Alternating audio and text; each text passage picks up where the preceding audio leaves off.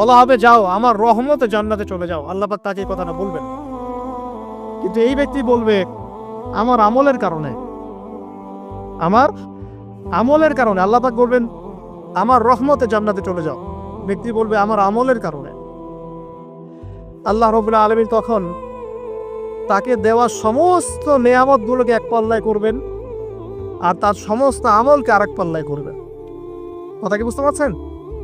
একটা চোখের যে নেয়ামত আল্লাহ পাকের, সমস্ত আমল ও 500 বছরের ইবাদত এতটুকু হয়নি। তারপর তাকে বলা হবে ওকে জাহান্নামে নিয়ে যাও। এবার জাহান্নামে যাওয়ার সময় সে বলবে আল্লাহ তোমার রহমতে আমাকে মাফ করে দাও। তখন আল্লাহ পাক তাকে আবার ডেকে নিয়ে আসবে, বলবেন যে তোমাকে যে আমি ইবাদত করার জায়গা করে দিয়েছিলাম, এটা কি তুমি নিজে করেছো না আমি করেছি? সে বলবে আপনি করেছেন।